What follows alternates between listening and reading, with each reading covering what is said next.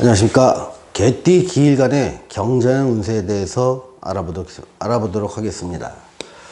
자, 경자년에서 천간경이라는 기운은 기일간한테는 상관이라는 기운으로 작동을 하게 되고요. 기일간한테 잘하는 기운은 편재라는 기운으로 작동을 하게 됩니다. 또한 여기에 일간은 12운성을 절지에 들어가게 되지요. 자, 잘하는 기운을 봤을 때 임과 계라고 하는 재성의 기운은 좋아지는 반면 병과 정이라고 하는 인성의 기운과 무와 기라고 하는 비견과 겁재의 기운은 매우 약화됩니다. 또한 개띠가 쥐해를 만났을 때 격각살과 재살이라는 영향력 속에 들어가게 됩니다. 자, 요런 것들이 실제로 어떤 그 경자년 한 해 동안 개띠 기일간한테 미치는 영향을 알아본다면, 먼저 애정운에 대해서는 상당히 긍정적으로 보입니다. 보통 애정운은 인간관계의 특수한 관계라고 설정을 했을 때, 인간관계의 특수한 설정에서 나를 낮추고 상대를 높일 때 인간관계는 열리게 됩니다. 이러한 기운들을 주게 되고, 특히 이 잘하라고 하는 기운이 어떤 애정관계를 끌어들일 수 있는 기운으로 작동을 하게 됩니다. 그래서 자년의 어떤 재성의 기운이 좋아진다는 얘기는 애정운 쪽에서는 매우 긍정적으로 있으면서, 이 경우는 결혼까지도 영향이 이어질 가능성이 매우 높습니다. 다만 이때 여자애들의 경우에는 경이라는 상관의 기운이 작동을 하기 때문에 좀 남자를 보는 눈이 평소보다 좀 높아지게 되고 좀 까다로워지게 되는 그런 심리적 특성도 작용을 하게 됩니다. 그래서 보통 이런 경우 결혼을 결심하게 될 때, 야, 다 좋은데 이거 하나, 다 좋은데 요게 조금, 이렇게 좀 갈등 같은 것들이 반드시 따라오게 됩니다. 또는 결혼을 준비하는 과정 속에서의 약간의 구설이 따르게 됩니다. 자, 여자들의 경우는 이렇게 나오기 때문에 남자분들은 여성분들이 이러한 심리적 상황에 있음을 미리 예견하시고 좀 더 배려를 해주신다면 훨씬 더 애정운 쪽에서 좋은 결과로 이어질 수 있습니다. 또는 애정운 쪽에서 좋았지만 내가 현실은 되게 좋고 애정운을 발전시키고 싶지만 요것의 작용에 의해서 여자분들의 경우에는요, 내가 원치 않는 자꾸 말이 툭툭툭 튀어나갈 수가 있습니다. 이거는 본인의 마음과 관계없이 그냥 나도 모르게 튀어나가는 그런 것들인데, 그것이 좋은 말보다는 상대의 마음을 좀 헤집는 가슴 아픈 말이 될 수 있으니, 여성분들도 내 말이 내 의도와 상관없이 상대방한테 상처를 줄 수 있는 시기다, 그런 것들을 좀 인지하셔서 스스로 말하고 대화할 때 조금 조심해 주는 것이 애정운 애정운을 좀 더 긍정적으로 이끌어 나가는데 필요한 팁이 되지 않을까 생각이 들어갑니다.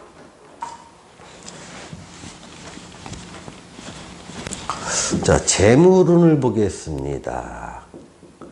재물운은 돈의 흐름을 얘기할 때는, 돈의 흐름은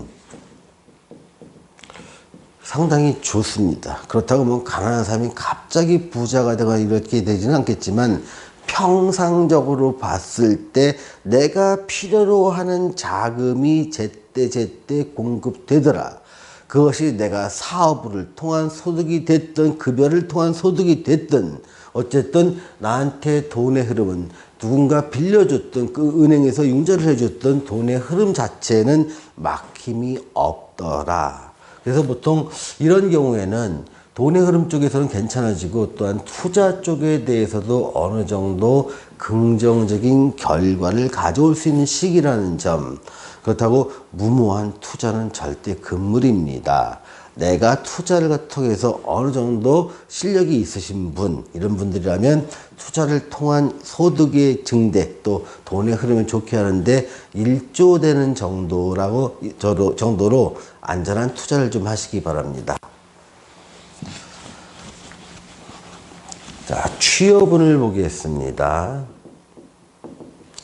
취업운 쪽에서는 보통 신규 취업과 재취업으로 나눠볼 수가 있습니다.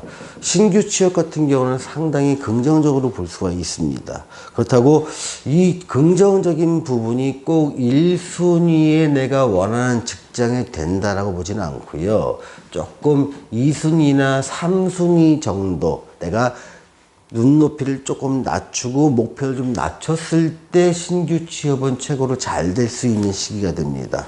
또한 국내 취업보다 해외 취업의 문이 열려 있습니다. 그러니 해외 투자 기업이라든가 해외에 나가서 취업하는 것도 좋고, 해외에서 우리나라의 합작 투자 형태로 국내 법인을 만들었다면 그런 쪽을 공략한다면 좀 더 좋은 결과를 얻을 수가 있습니다. 재취업을 하시는 분은 좀 더 고려를 좀 해보실 필요가 있습니다. 그래서 재취업은, 왜냐하면 재취업에서는 약간 눈높이를 낮춰야 되는 이런 단점이 존재하기 때문에 재취업을 고려하시는 분이라면 더 좋은데 스카웃돼서 확정되기까지는 일단은 직장의 끈을 놓지 않는 것이 좋겠습니다. 나와서 다시 구하려고 할 때는 조금 내가 그동안 받았던 것보다 조금 낮게 취업을 할 가능성이 높습니다. 자, 시험운을 보겠습니다. 시험운에서는 운적인 측면에서 보면은 별로 안 좋습니다. 그래서 운만 바라고 시험을 보신 분은 물론 없겠죠. 이럴 경우에 실력과 운이 결합돼서 어떤 합격선을 결정한다 하면 운이 안 좋다면 마이너스 알파 정도가 있다는 겁니다. 그럼 이 마이너스 알파 정도를 실력으로 좀 더 키워야 되지 않느냐. 이런 삶의 지혜가 필요합니다. 다만, 시험운을 좀 안 좋다고 보는 가장 커다란 요인 중에 하나는 어떤 인성의 기운이 낮아지기 때문에 어떤 내가 시험에 집중할 수 있는 시간을 마음대로 빼지 못한다. 이런 것이 하나 있고요. 비견과 겁재의 기운이 낮아지기 때문에 내가 끈기 있게 밀어붙이는 뒷심이 좀 부족할 수 있다는 논리 근거를 통해서 운을 논하는 겁니다. 근데 사주에 따라서는요, 이런 운에 상관없이 내가 목표한 거에 대해서 도전하려면 될 때까지 쟁취할 수 있는 사주가 있습니다. 그런 분은 예외입니다. 어쨌든 그렇지 않은 분들, 일반적인 경우에 시험은 약간 불리한 쪽에 들어가니 실력을 좀 높이시라는 말씀을 드리는 겁니다. 자, 사업운을 보겠습니다.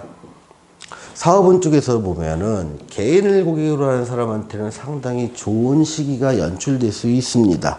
이제는 조금 어려운 시기 지났고 내가 매출이 좀 올라갑니다. 내 제품과 서비스가 사람들한테 알려지면서 조금 매출이 성장되고 고객도 늘어나게 됩니다. 그러니 개인을 상대로 사업을 하시는 분들이라면 좋은 희소식이 되겠죠. 근데 임대 사업을 하는 거나 또는 시설 임대업을 하시는 분한테는 조금 다소 어려운 한 해가 될 것 같습니다. 안정된 임대 소득은 좀 제약을 좀 받을 가능성이 있습니다. 그래서 시설 쪽에서 어떤 문제가 발생할 수도 있고, 또 시설에 이용하는 고객이 조금 줄어들 가능성도 있으니, 이럴 때는 가격 경쟁력 확보를 통해서 좀 임대 가격을 좀 내림으로 인해서 가격 경쟁력을 좀 확보해서 어려운 시기를 넘기는 것 또한 삶의 지혜가 아닌가 싶습니다. 자, 기타 사항에 대해서 알아보겠습니다. 자, 기타 사항에 대해서는 보통 격각살과 어떤 제살의 영향을 받게 됩니다. 격각살이라는 것은 어떤 이동수를 의미합니다. 이동수인데 내가 직장을 옮기는 것도 이동수요, 이사를 가는 것도 이동수입니다. 직장 내에서 보직 변경에 따라서 근무처를 바꾸는 것도 이동수요, 아니면 내가 내 직업상 자꾸 보직이 바뀐 조직에서 바꾼 보직이나 내 직업에서 이동을 전제로 해서 잦은 출장을 가야 되는 것 또한 이동수로 볼 수 있습니다. 다만 이때의 이동수는 한 번 옮겨가면 약 1년 정도는 그 자리에서 또 다른 이동을 하지 못한다는 특성을 갖게 됩니다. 그래서 이때는 출장을 가더라도 장기 출장이요, 파견 형식이 될 가능성이 큽니다. 그래서 임시적 이동이 아니라 오랫동안 머물러야 될 이동이라는 것 말씀드리겠습니다. 오늘은 개띠 기일간의 경제적 운세에 대해서 알아보았습니다. 감사합니다.